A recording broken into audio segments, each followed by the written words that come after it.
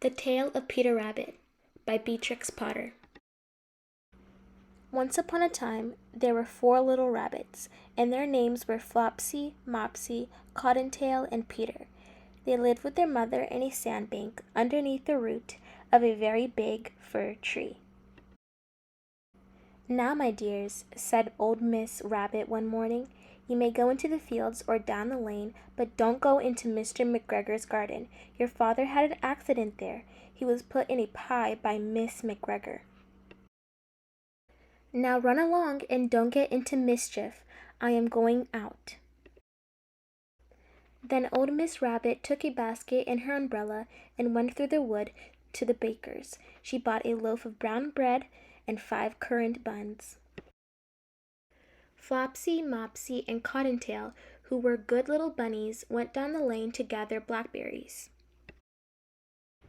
But Peter, who was very naughty, ran straight away to Mr. McGregor's garden and squeezed under the gate. First he ate some lettuces and some French beans, and then he ate some radishes. And then, feeling rather sick, he went to look for some parsley. But round the end of a cucumber frame, whom should he meet but Mr. McGregor? Mr. McGregor was on his hands and knees planting out young cabbages, but he jumped up and ran after Peter, waving a rake and calling out, "Stop, thief!" Peter was most dreadfully frightened. He rushed all over the garden, for he had forgotten the way back to the gate. He lost one of his shoes among the cabbages, and the other shoe amongst the potatoes. After losing them, he ran on 4 legs and went faster, so that I think he might have got away altogether if he had not unfortunately run into a gooseberry net and got caught by the large buttons on his jacket. It was a blue jacket with brass buttons, quite new. Peter gave himself up for lost and shed big tears, but his sobs were overheard by some friendly sparrows, who flew to him in great excitement and implored him to exert himself. Mr. McGregor came up with a sieve, which he intended to pop upon the top of Peter, but Peter wriggled out just in time, leaving his jacket behind him, and rushed into the tool shed and jumped into a can. It would have been a beautiful thing to hide in if it had not had so much water in it. Mr. McGregor was quite sure that Peter was somewhere in the tool shed, perhaps hidden under a flower pot. He began to turn them over carefully, looking under each. Presently Peter sneezed. "Curdy-shoo!" Mr. McGregor was after him in no time, and tried to put his foot upon Peter, who jumped out of a window, upsetting 3 plants. The window was too small for Mr. McGregor, and he was tired of running after Peter. He went back to his work. Peter sat down to rest. He was out of breath and trembling with fright, and he had not the least idea which way to go. Also, he was very damp with sitting in that can.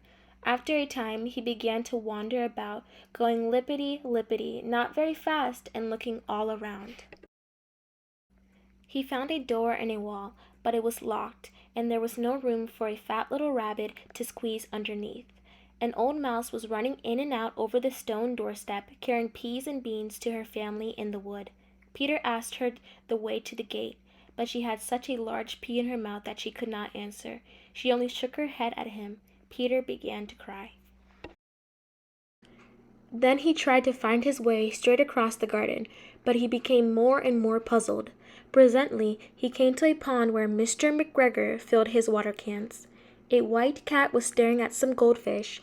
She sat very, very still, but now and then the tip of her tail twitched as if it were alive. Peter thought it best to go away without speaking to her. He had heard about cats from his cousin, little Benjamin Bunny. He went back towards the tool shed, but suddenly, quite close to him, he heard the noise of a hoe. Scritch, scratch, scratch, scritch.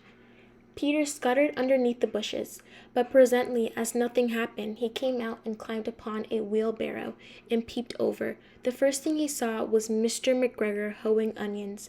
His back was turned towards Peter, and beyond him was the gate. Peter got down very quietly off the wheelbarrow and started running as fast as he could go. Along a straight walk behind some black currant bushes, Mr. McGregor caught sight of him at the corner. But Peter did not care. He slipped underneath the gate and was safe at last in the wood outside the garden. Mr. McGregor hung up the little jacket and the shoes for a scarecrow to frighten the blackbirds. Peter never stopped running or looked behind him till he got home to the big fir tree. He was so tired that he flopped down upon the nice soft sand on the floor of the rabbit hole and shut his eyes. His mother was busy cooking. She wondered what he had done with his clothes. It was the second little jacket and pair of shoes that Peter had lost in a fortnight. I am sorry to say that Peter was not very well during the evening. His mother put him to bed and made some chamomile tea, and she gave a dose of it to Peter, 1 tablespoonful to be taken at bedtime. But Flopsy, Mopsy, and Cottontail had bread and milk and blackberries for supper. The end.